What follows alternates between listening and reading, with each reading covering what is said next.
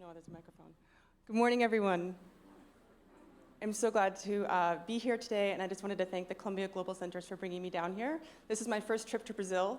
I've been here for now 48 hours, and I've just been blown away with how many amazing projects I've heard about and all of the innovation that's happening in government. I've met a lot of wonderful bureaucrats.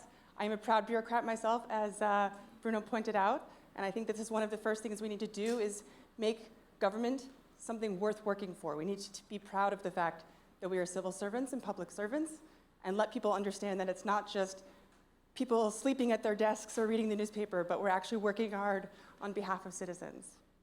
Okay, so yes, my talk is called Hack the Bureaucracy, or a user's guide to getting things done in government, with or without tech. So usually we have this idea that government is a miserable place. It's a miserable place to work, and it doesn't do anything for its citizens. But then you throw technology into the mix, and somehow some sort of magic happens. That technology is going to solve all the problems, and then, woohoo, success. And whatever that success looks like, we're not exactly sure. It depends on what the project is.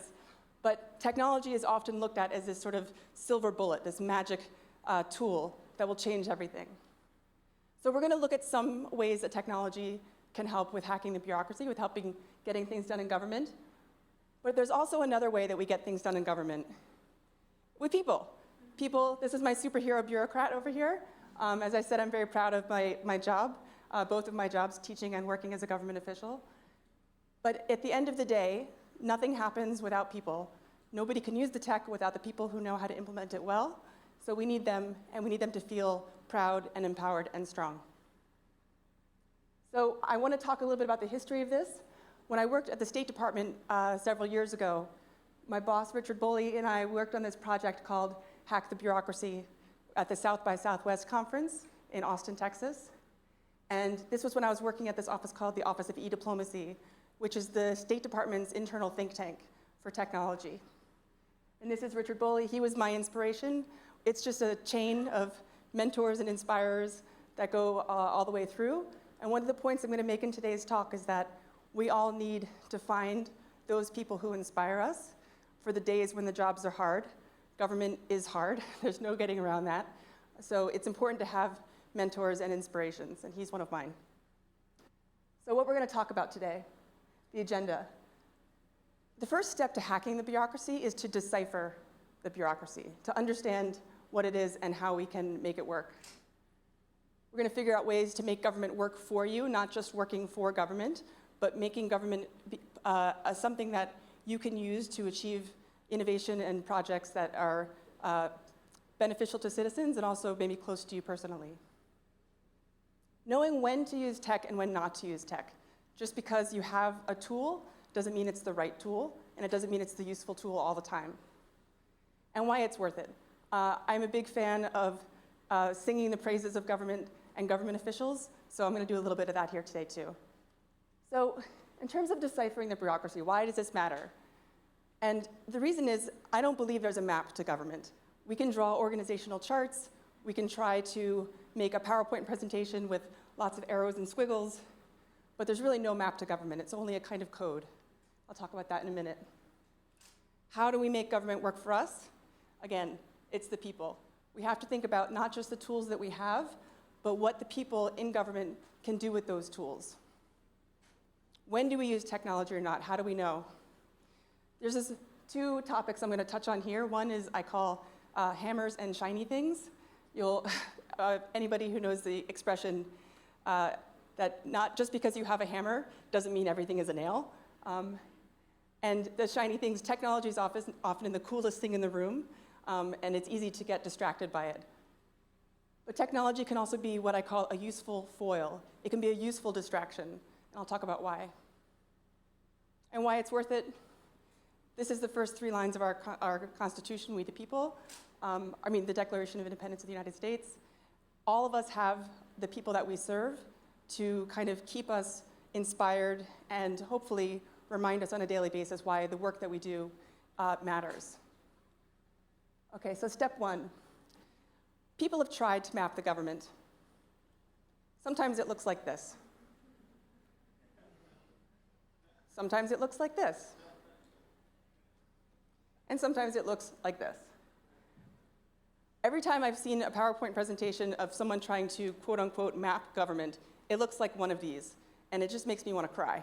I can't understand it, it gives me a headache, but also I think that it's not actually possible. I think government is actually unmappable. And the reason for this is that government is something that runs. It's an entity that only exists in its operation. If we all stopped working, the government services would cease, and government wouldn't really exist in any functional way. Also, government is, in addition to being something that runs, it's an idea, it's an ideal. It's something that keeps people confident that their country is going to provide for them, that they're going to have basic services and be safe. And the other reason that we know that government runs is that there's a code, literally a code. So in the United States, the set of laws and statutes that govern our country is called the US Code. Now, for a technology conference, I think this is really appropriate to think about the fact that where we work has a set of rules and laws that we call a code. Nowadays, it's pretty easy to find out what the code is. There's these websites. This is from Cornell University, and you can look at these different sections of government, Congress, the president, domestic security, et cetera, et cetera. It didn't always used to be like this. Before we had an awareness that citizens might actually want to know what their government did, government language was very hard to understand. So this is from 1926. This is what the US Code looked like. This is about 3 sentences that just run on and on and on. I hope you don't try to read it because it will give you a headache. But my point here is that the codes were not always as easy to understand as they are now. Now we have handy websites. This is congress.gov. I just want to point out the title of this healthcare plan, the world's greatest healthcare plan. That was the title that they decided to give the new Obamacare. I laugh every time I see it, so I had to point it out. So it's not always clear, even using plain language, what government is getting at, what kinds of laws and regulations they're pushing, but they sure do try to make it entertaining, or at least exciting. So government runs on code. You can't map it, but you can decipher it. And I want to talk about this for a second. Deciphering just means to convert something, a text written in code, into normal language. Now, we all work in, not all of us, how many people here work in government in some way? Or have worked in government in some way? Okay, so a lot of you. That's fantastic, and congratulations. I'm really happy for all of you guys. And for those of you who haven't yet, I hope you consider it someday, because we need people to do this job. Deciphering government is one of the most important jobs that we have, because if we don't do that, the public doesn't know what we're doing. And if the public doesn't know what we're doing, they don't necessarily have confidence that we're doing our jobs. So how do we decipher government into plain language? And why should we bother? What we see here is a scale of literacy abilities in the United States. There's a couple of different ways to measure literacy levels, but in general, I think most of us in most countries have the same sort of phenomenon, where people, the average citizen, reads at about high school level, middle school or high school level. So you'll see here I've highlighted that somebody with high school or a little bit of college could read academic writing, but that's only 33% of the US population, a third of the population.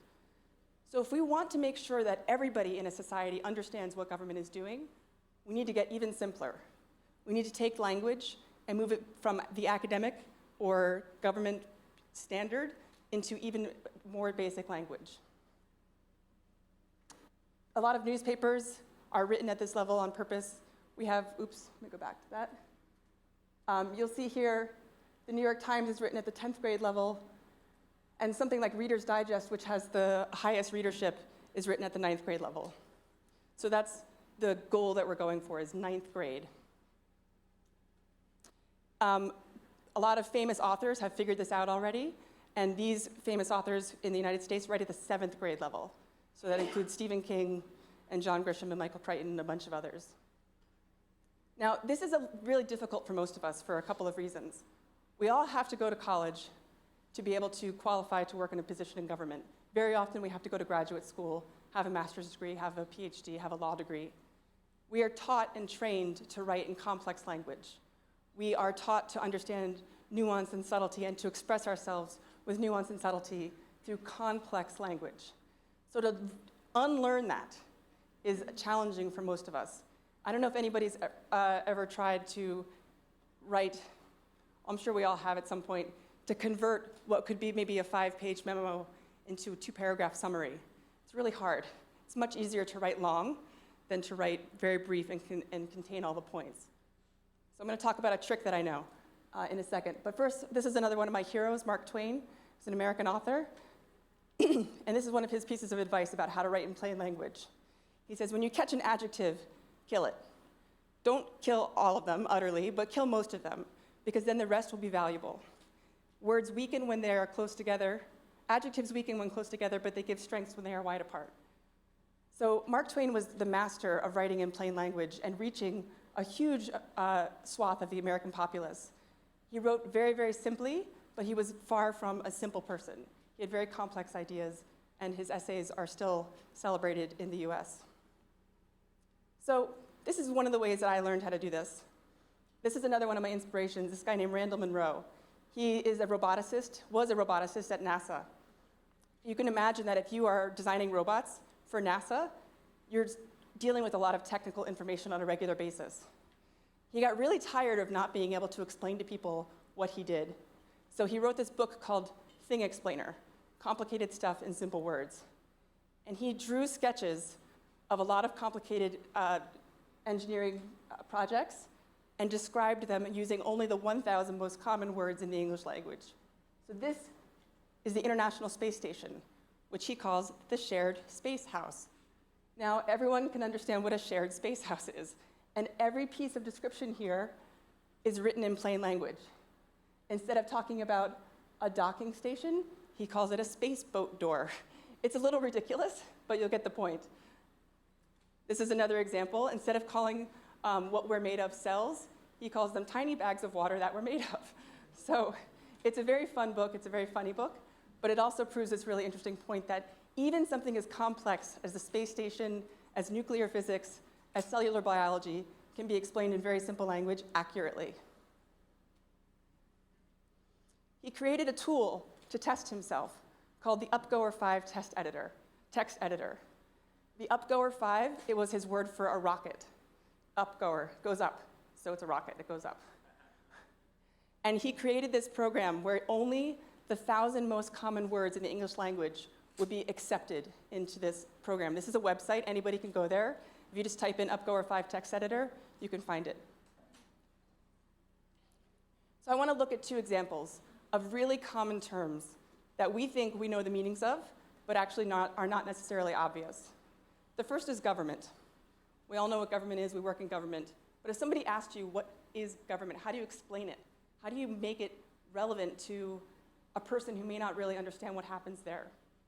We have this definition from a dictionary that government is organization, machinery, or agency through which a political unit exercises authority and performs functions, and which is usually classified according to the distribution of power within it. Blah, that's a lot of words, that's a lot of a definition. So let's try to translate it into more simple language. I typed this into the Upgoer 5, and almost every single word was not permitted, as you can see. It says, uh-oh, you have used non-permitted words, which includes almost everything. So I tried to make it a little bit more simple, and this is what I came up with. Group of people that have power to do things that they're allowed to do if they have the right kind of power. Or we can simplify it even further. People with power to do things that they're allowed to, if they have the right kind of power. Now, another example is politics. The activities associated with governance of a country or area, especially the debate over conflict among individuals or parties hoping to or having power. Again, most of these words were not permitted in our Upgoer 5 text editor. So I came up with another definition. Politics is doing things to take care of a place, but it's also the talk about who is or is not happy with who has power. Now, this goes back to an old adage that if you really understand something, you could explain it to an educated child. And to break it down a little bit further, even politics is talk about who's happy with who has power and who's not happy with who has power.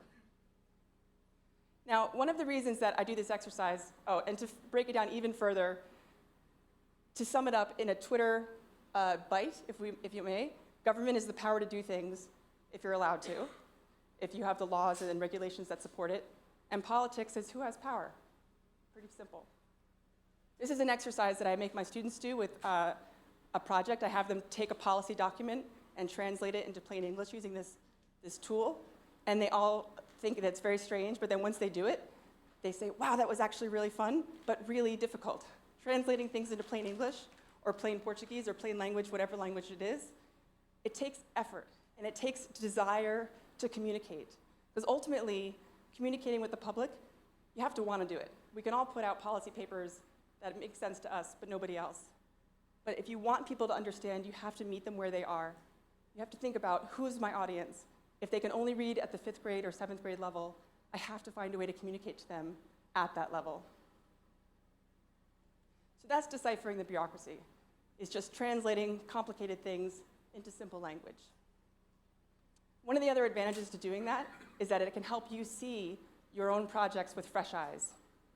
Now, how do we make government work for us? This is also called the art of information. Now, my PhD is in information science, so my bias is that information is sort of the answer to everything. It's almost like my version of technology for technologists. I feel like you can pretty much solve most problems if you have the right information at the right time and in the right way. So how do we use information in government? So a little bit of background. In information theory, which is where I started my studies, information is defined as the resolution of uncertainty.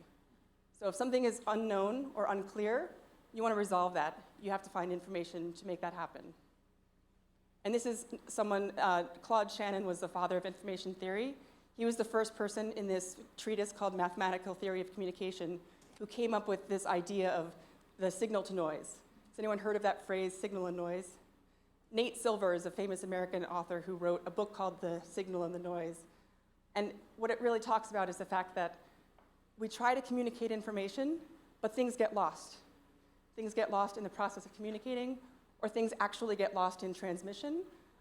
He was talking about the actual transmission of information over cables, over wires, over satellite signals. But we can also think about this in terms of how we communicate. We have an intention, and then there's the communicator, the person that we're communicating to may or may not understand our intentions. This is why you have to think about what might get lost, what kind of uncertainty we're trying to resolve. It basically boils down to this. There's a transmitter, there's some sort of channel, which is noisy. Noise meaning that there's interference, and then there's a receiver. This could be very basically understood as, let's say you're talking to someone in a coffee shop, and there's literally a lot of noise in the coffee shop because people are talking. It's difficult to talk over the noise, so whether the person gets the entire message is not entirely clear. In government, the transmitter is us bureaucrats trying to communicate with the public. The channel is whatever we're using. It could be social media, it could be a press release, it could be a public policy paper that we put out, but the noise is whatever we're not communicating effectively. The noise could be complex language. The noise could be that it's in a format that people don't understand. It could be a lot of things. So let's break this down a little bit further. Here's us, the transmitters. This is my superhero bureaucrat once again. Now, in an ideal world, we are doing the job of communicating government to the people, communicating government policies and projects to our populace. We communicate in some way using language. We talk. And once somebody gets the information, woohoo, they're ready to go. They've got their solutions, and they're off to go do amazing things with that information. In reality, this is most of what our transmissions look like. It starts with an email. You add a lot of other people to the email, and then you end up with an email with 45 people on the chain. This is an actual chain for an email that I had to send, and I counted 45 people on the chain. This is me working for the city of New York. So don't take any pictures of those people's names, please. Now, because this is the way most of us communicate, is through email. And email is not necessarily the most effective way to get a message across. I've come up with what I call the 5 laws of government information. Number 1, attention is a scarce resource, so don't waste it.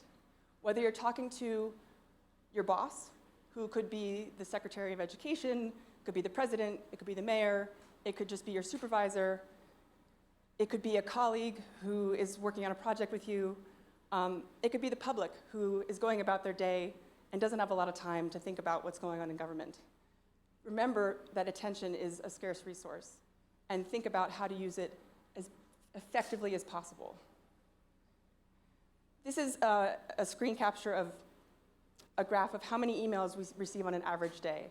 For the average working person in 2017, we get about 92 emails a day.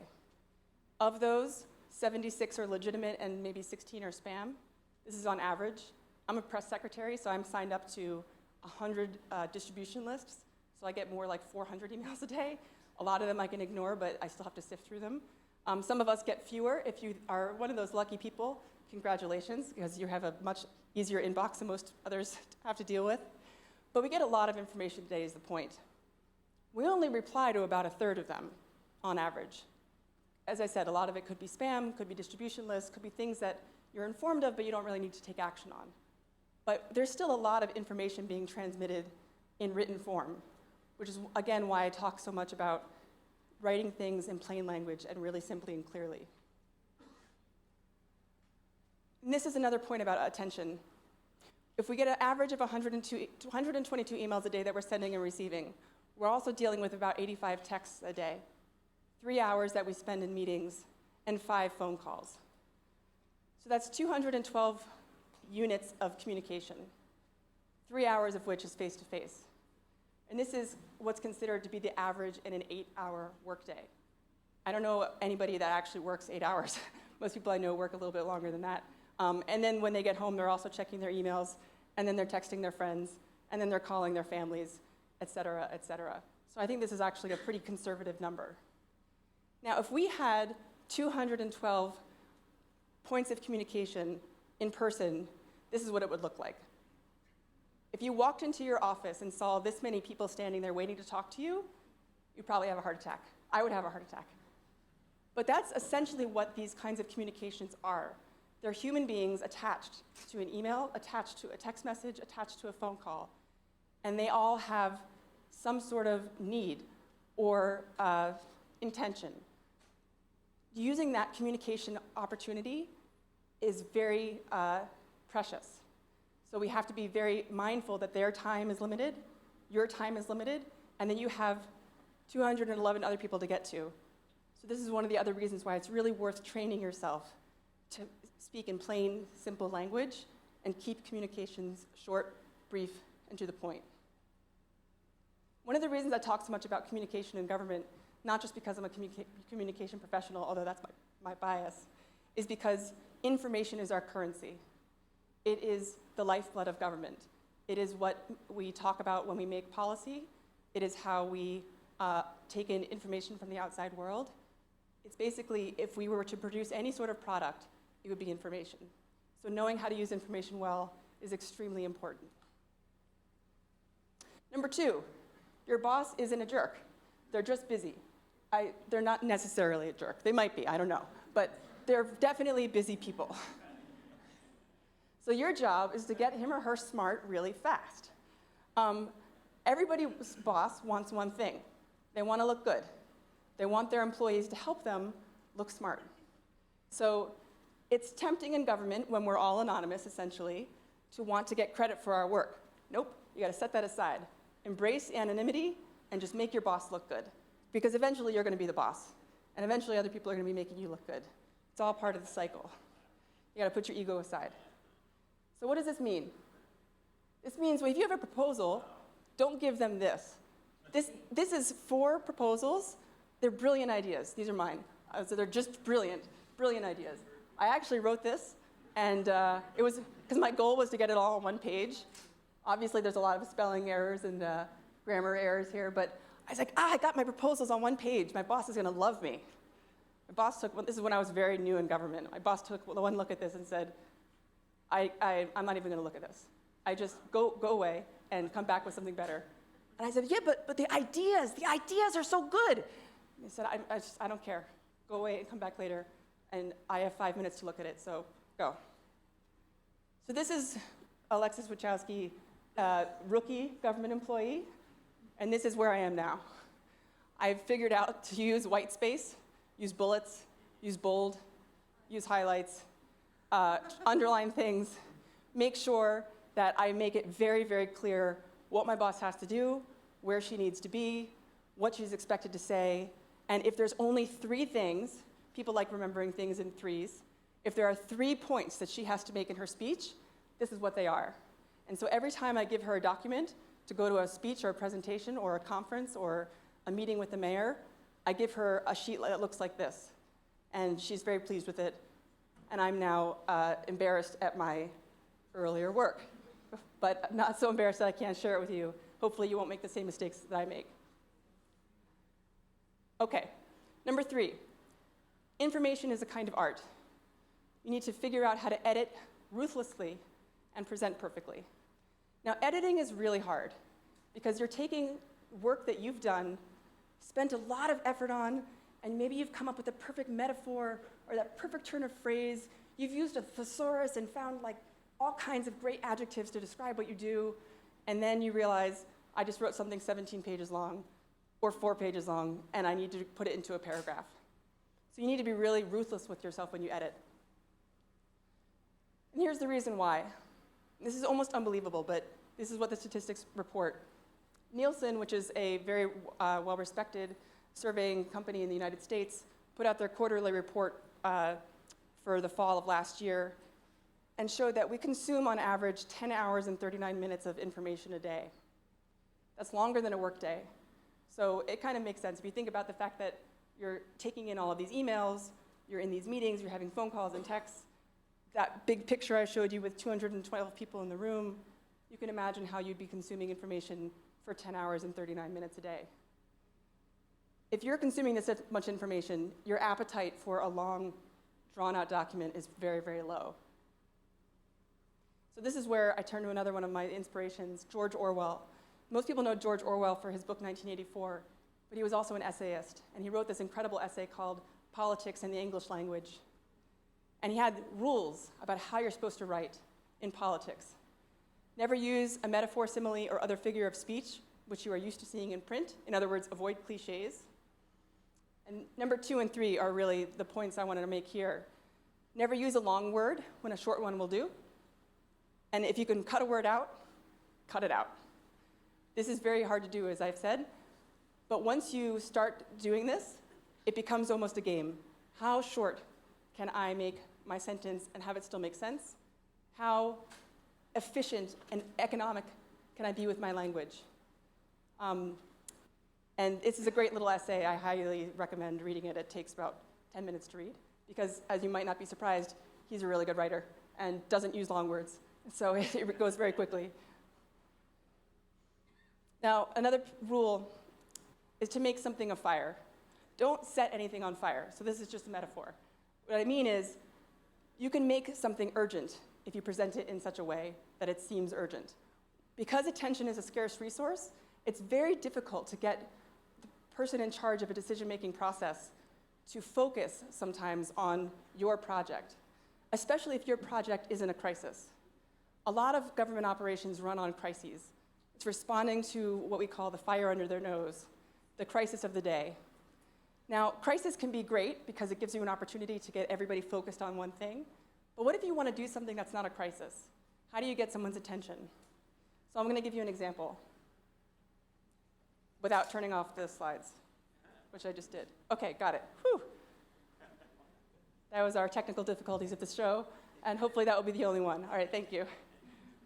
All right, so has anyone heard of a tech camp? It's very similar to an unconference in the sense that it's kind of like a conference, but it's also not really like a conference. So the State Department in 2010 launched this new initiative called Civil Society 2.0 This is when Hillary Clinton was Secretary of State, and I was working at the Office of E-Diplomacy. The goal was to create a kind of workshop where government officials, not high-level government officials, bureaucrats like us, working-level officials, would come together with technologists and with leaders of civil society. So you get these three groups in a room. What are they going to talk about? Well, it depends on the country, it depends on the problems. One of the first ones was in Haiti after the earthquake. So the problem had a lot to do, the topic had a lot to do with how to rebuild. How do we make sure that we don't end up in a devastation like what occurred after the earthquake in 2010?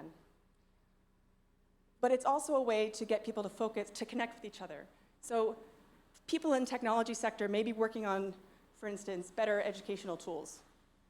People in government may be working on the same thing. But if they don't know each other, they're not going to be able to work together. And the same thing with civil society. You may have organizations that are putting a lot of energy into better education, but if they're not connected, then they're all working in silos. So a tech camp brings them together. I really, really, really wanted to hold a tech camp where I was working. I left the State Department's Office of E-Diplomacy and moved to the United Nations mission. So as you may not be surprised to hear, the United Nations is very much focused on what's happening in the Security Council, where there are many disasters every single day. Child trafficking, Syria, Libya, Ebola, nuclear nonproliferation. There was always a terrible, terrible thing happening that everybody was paying attention to on a daily basis. So I come along with this idea, and I say, hey guys, look, we could have a tech camp and connect technologists and government officials. And they said, what does it have to do with child trafficking? What does it have to do with Ebola? Like, how is this going to help us? So I was told, no thank you. And so I went back to my desk, and I was very upset. And then I thought, I need to figure out a way to make this as urgent as any of these problems. Now, at this point, the ambassador was a woman named Samantha Power, who was a Pulitzer Prize-winning journalist. So I knew she cared about journalists. So I made a memo for her and said, look, we'll do a tech camp about protecting journalists, and not just protecting journalists, but protecting journalists in conflict zones. So it is definitely something that the Security Council is going to care about, because they care about conflict zones. And this is something that she's going to care about because she cares about journalists. And I wrote, of course, start with the advantages. I threw some disadvantages in there as well, but very, very small and at the bottom. And lo and behold, I got to do my tech camp. So we had people from 80 countries come to a 3-day workshop looking at tech tools that would help journalists in the field. And eventually, some of the projects went on to become actual apps and tools that are being deployed today. And that's our poster, which I was very proud of, because we actually made it happen. So make it a fire, make it urgent. You can turn almost any project into an urgent project if you can figure out what your boss cares about and how you can solve a problem that they're worried about. Number 5, and this is probably one of the most important in terms of self-preservation. Maintain your orbit and beware the nucleus. What do I mean by that?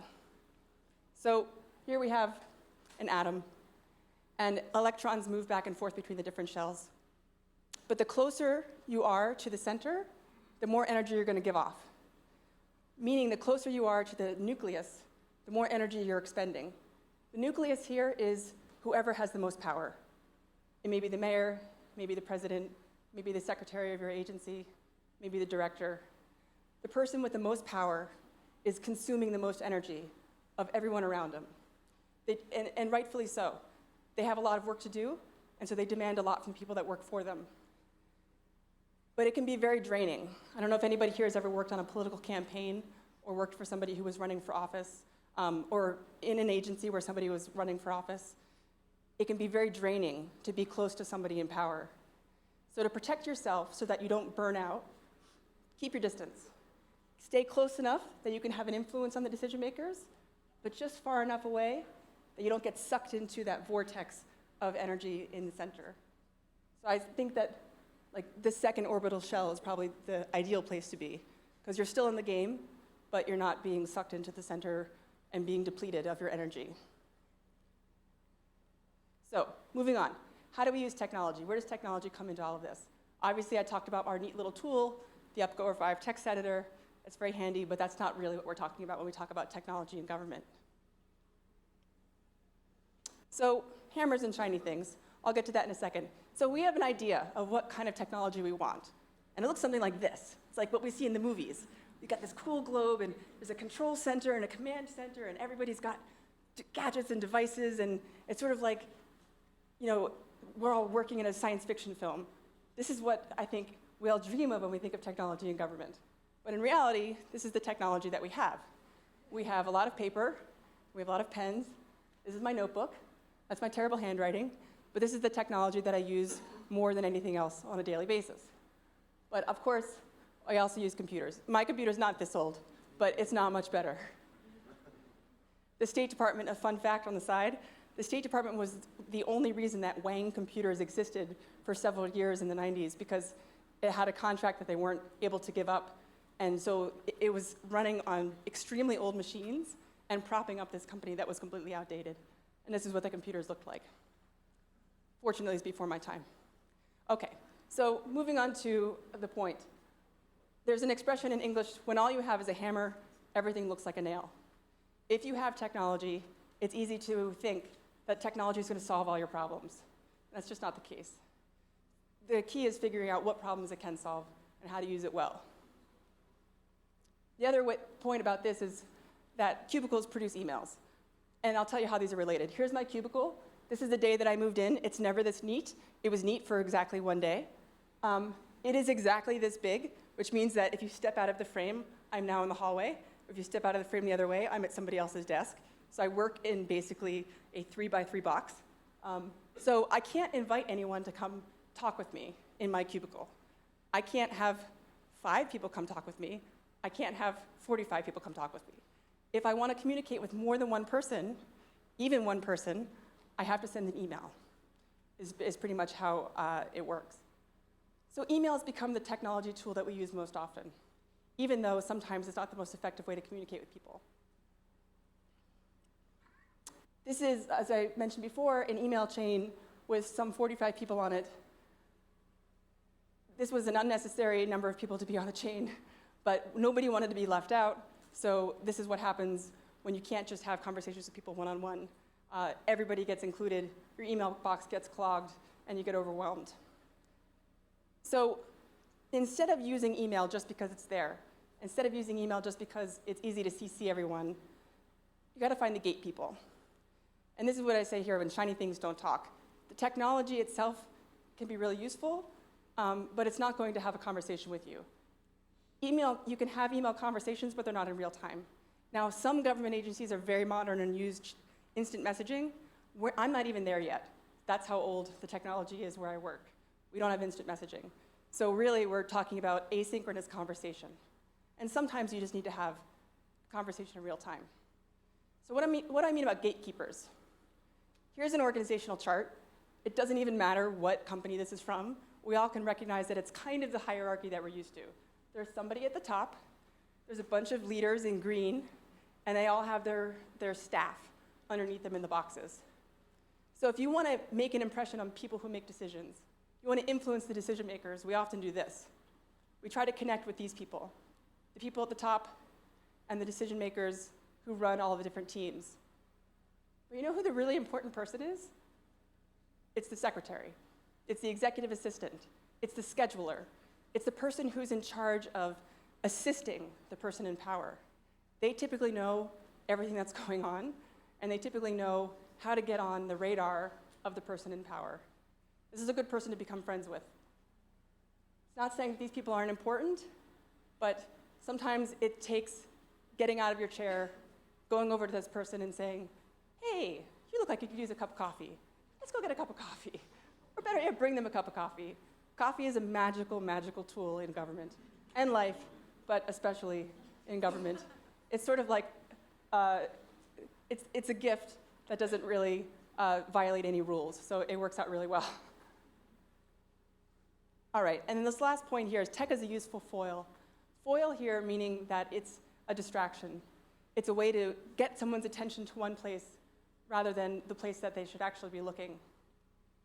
And distractions can grant permissions, allow people to do things they wouldn't do otherwise.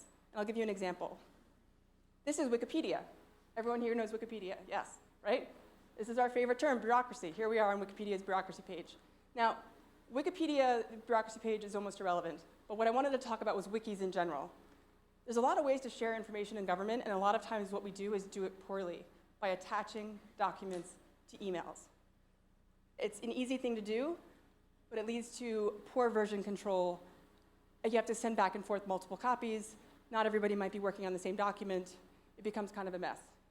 So wikis are a great way to collaborate. The State Department created a wiki called Diplopedia back in 2008, something like that. And one of the reasons for this came out of a crisis. So the State Department had a bombing in Africa in 1998, I believe. 2 embassies were bombed, and Colin Powell was Secretary of State at the time. And he said in the investigation afterwards, was there no sign, were there no clues that this was going to happen? And it turned out there was plenty of evidence that this was something that was going to happen, but nobody was talking to each other. So he invested in this office called the Office of E-Diplomacy, and that's when it was created out of this crisis. And they created this first tool, was this internal wiki, so that this is behind the firewall, nobody outside can see it, but everyone working in the Department of State could share information with one another on the wiki. This was considered a groundbreaking tool in government. It won all kinds of awards and was considered a great success by a lot of standards. Problem is nobody used it. About 5% of the population of the State Department, the staff of the State Department, regularly used the wiki to make contributions. This is not that unusual. Most wikis have a very low percentage of people who contribute. But for an agency that's trying to share information actively, it was a pretty low rate. But one of the things it did was provide a sort of distraction. Instead of sending email attachments, people started realizing there were other ways to collaborate. SharePoint is another system that Microsoft puts out, which a lot of government agencies use. It's not great. But even with this tool, people started doing more document sharing in the cloud versus through email attachments. So this tool wasn't a success, but it created a mindset that allowed people to start thinking, hey, there are other ways to do this. There's other ways to share information. Why it's worth it. This is back to Mark Twain. It is a great quote. It says, "You should be loyal to your country always, and loyal to our government when it deserves it." We are representatives of our governments, and we need to earn the trust of our people. Now, some people may think this should be a given. People should just trust their government and expect that their government is going to work for them and provide the services they're legally bound to provide. But bureaucracy is a dirty word, and bureaucrats have a bad rap. So we need to do a lot of work to re-earn that trust with the public and show them that the people that are working in government are on their side, and they're there to work for them and to provide them with the services that are going to make their life better. There's a guy named Matt Burton who used to be the CIO at an agency in the United States called the Consumer Financial Protection Bureau. And he wrote this great article, "Why I Help the Man and Why You Should Too." And he said, elected officials don't run our government. Government employees do. Every citizen interested in changing our country must understand this. And this goes back to the beginning of talking about how government runs. It's not something that you can map and navigate in a static form. It's only created through the daily operations, the daily actions of the people who work there.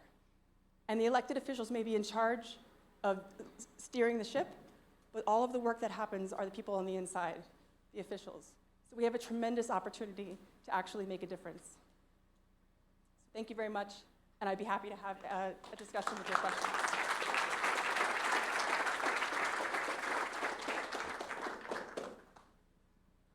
So I would love to hear from you about your experiences in your government or any questions that you might have. Questions?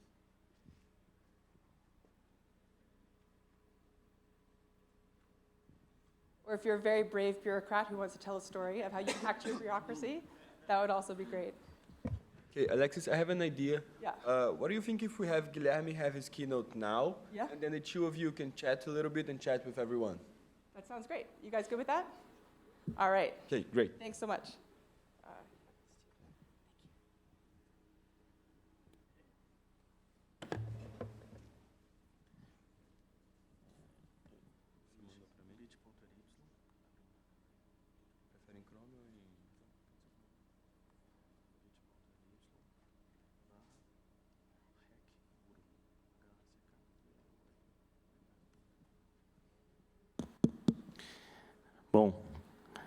Bom dia, pessoal.